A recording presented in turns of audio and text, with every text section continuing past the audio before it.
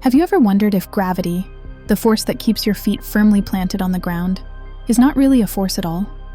What if I told you that gravity could be nothing more than information? That's right. Buckle up, because today we're exploring the mind-bending concept of entropic gravity. And trust me, you'll never think about the universe the same way again. All right, let's begin with the basics. Gravity, as you've probably learned, is the mutual attraction between masses. Earth pulls us down. We pull Earth up. Simple, right? But what if this old-school understanding is only scratching the surface? What if gravity is actually an emergent property of deeper principles? Now, let's tackle the buzzword here: entropic. In essence, entropy is the measure of disorder in a system. Picture a messy desk. The clutter is high entropy. A neatly arranged desk? Low entropy. Physicists have found that, in the universe, systems naturally evolve towards states of maximum entropy, or maximum disorder. And here's where the idea of entropic gravity comes in. In this theory, gravity isn't a force dictated by massives pulling each other. Instead, it's a result of how information is stored and processed in space-time itself. Imagine space-time as a holograph, a vast blackboard filled with scribbles of data, constantly shifting and reorganizing itself to maximize entropy. When a mass, like a planet or a star, disrupts this holographic field, space-time responds. The mass tries to restore balance by redistributing entropy. What we feel as gravity is the result of space-time trying to adjust back to its equilibrium. It might sound wild, but let me break it down with an everyday analogy. Think of an ice cube melting on a warm plate. The ice doesn't magically decide to melt. Heat flows because the system, ice plus the plate, moves toward a state of higher entropy.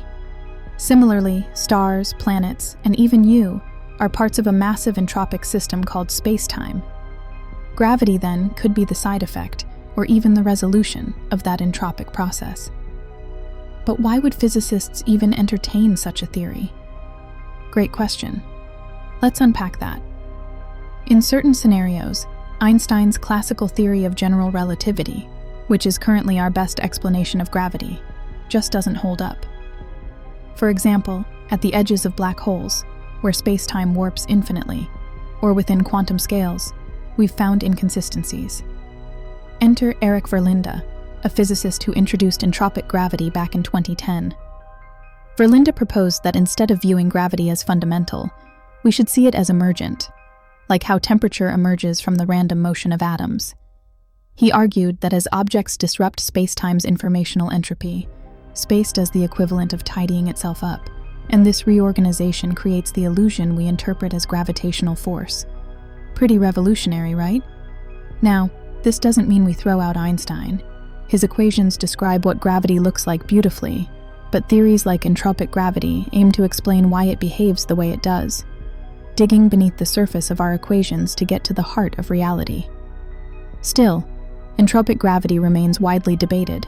Critics argue its framework is too speculative and lacks definitive experimental evidence. And to be fair, no one's yet observed space-time's holographic blackboard directly.